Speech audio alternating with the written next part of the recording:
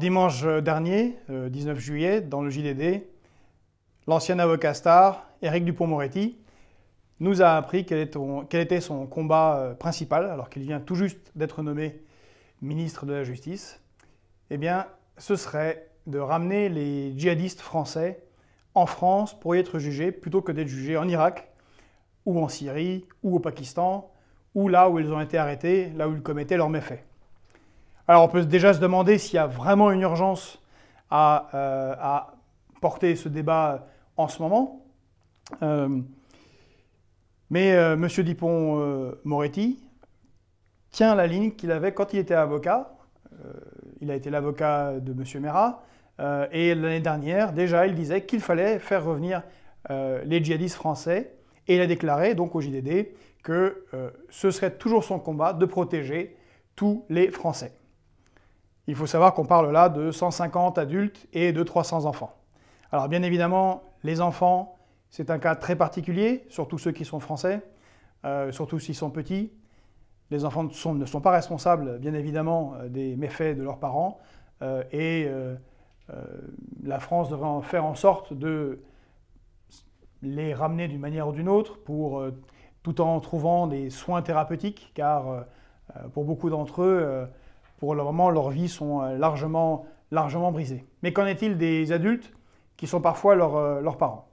Alors, l'idée d'Éric Dupond-Moretti se confronte à un premier écueil. C'est très surprenant pour un ministre de la Justice, c'est que visiblement, il semble avoir oublié, mais cette saison, que les États sont souverains. Bon, c'est comme ça. Et qu'il y a un droit international et qu'un État est en droit de juger les crimes qui ont été commis sur son territoire, parfois contre ses propres citoyens, avant que de déférer ces éventuels criminels qui seraient éventuellement d'une autre nationalité dans leur pays d'origine.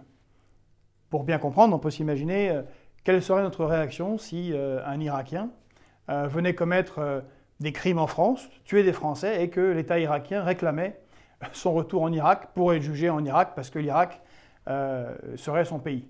Bien évidemment, on n'accepterait pas un instant, puisque, en tant qu'État souverain, nous le sommes encore un petit peu, eh bien, nous jugerions ce criminel sur le territoire national. Alors bien sûr, la France assiste ses ressortissants, même criminels, mais cela consiste à les aider à trouver, par exemple, des avocats dans le cadre de la juridiction auxquels ils ont à faire face, que ce soit en Syrie ou en Irak. On comprend bien que c'est assez peu évident et que la justice y est un peu expéditive, mais voilà, peut-être fallait-il réfléchir avant que de se lancer dans le djihad et de porter le chaos et la mort dans ces pays-là. On peut aussi avoir parfois des accords bilatéraux, mais ce n'est pas le cas, ni avec, bien évidemment, la Syrie, puisque la France souhaitait la fin du régime de Bachar al-Assad, ni même avec l'Irak. Donc il n'y a aucun moyen légaux au plan international de les faire revenir en France. Alors qu'est-ce que cela voudrait dire que de les ramener en France? Eh bien il faudrait passer par-dessus le droit international et donc faire des négociations dans l'ombre qui impliquent sûrement beaucoup de corruption, qui impliquent des concessions que l'on ne donnerait pas au public. Et dans quel but, encore une fois? Dans le but de ramener des terroristes ayant commis des forfaits dans un pays étranger. Alors on parle, ou en tout cas M. Éric Dupond-Moretti, quand il défend cette idée, parle de justice équitable. Soit. Mais la justice équitable, faut-il le rappeler à M. Dupond-Moretti, c'est tant pour la défense, donc en l'occurrence les djihadistes, que pour l'accusation. Parce que le problème, si ces djihadistes sont ramenés en France, étant français, où seront les preuves de leurs crimes? Où sont les témoins? Les preuves et les témoins, parfois ont disparu, parfois les témoins sont morts, ou en tout cas, ils ne sont pas dans le pays, ils ne sont pas en France, ils sont bien évidemment en Syrie, en Afghanistan, en Libye, en Irak, que sais-je. Ils ne sont pas en France. Et donc, il ne faut pas beaucoup d'efforts à un avocat moyen pour défendre justement un djihadiste dont on ne saurait pas sur quelle charge l'attaquer. Donc la seule qui resterait, ce serait l'association de malfaiteurs, l'association avec une entreprise à but terroriste, mais sans pouvoir prouver un crime spécifique. Alors oui, on va en prison pour ça, on peut écoper jusqu'à 5 ans, parfois 7 ans, mais ce sont des peines qui sont commuées très rapidement, en des peines beaucoup plus courtes. Et il faut savoir que, selon l'étude qui a été sortie récemment par Le Figaro, 60% des djihadistes français ont recommencé leurs actes d'une manière ou d'une autre dans le djihad.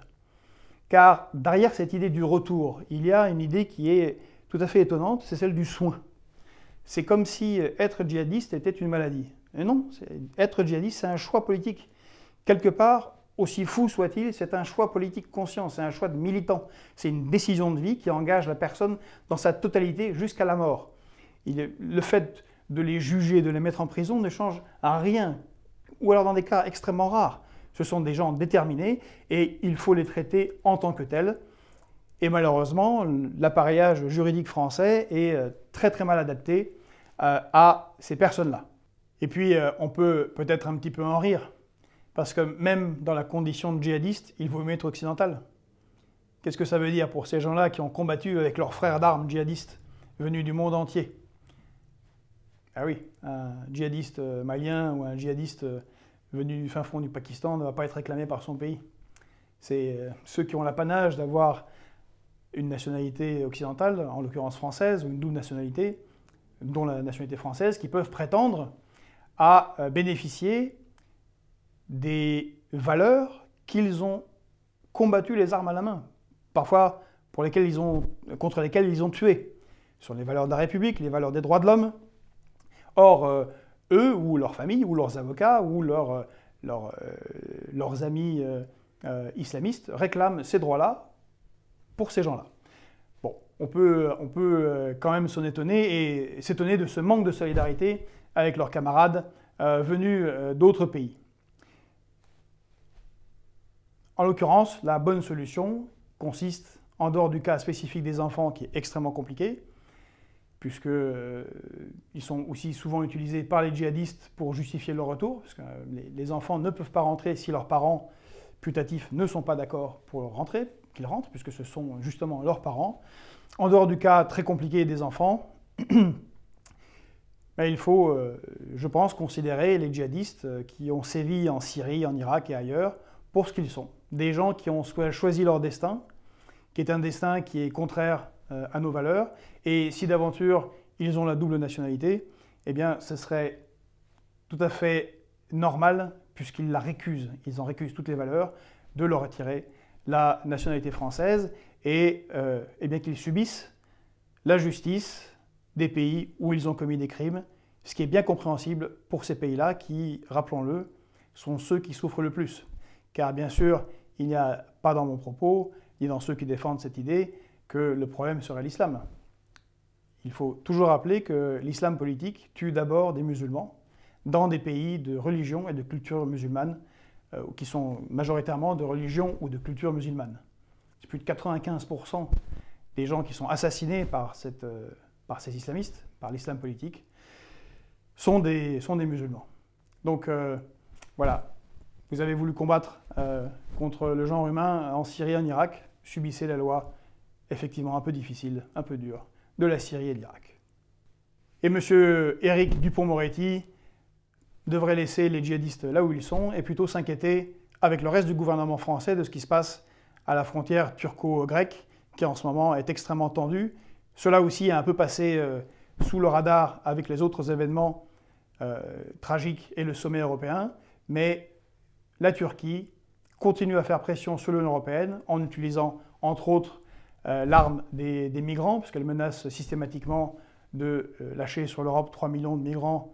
Donc elle joue avec des vies humaines, mais surtout, en ce moment, elle fait touche-touche avec les eaux territoriales et l'espace aérien grec, qui est régulièrement franchi par des avions de combat turcs ou des bateaux turcs, au point que la Grèce, en ce moment, a rappelé ses réservistes, a annulé les permissions de ces soldats et que le Premier ministre grec réfléchit à une éventuelle mobilisation générale. Il faut comprendre où on en est. La mobilisation générale, la dernière qui a eu lieu en Europe, c'était lors de la Deuxième Guerre mondiale. Voilà les sujets sur lesquels il faudrait plutôt plancher, plutôt que de réfléchir à comment est-ce qu'on va ramener des djihadistes qui risqueraient un jour, après une courte peine de prison en France, d'agir sur le territoire national à nouveau.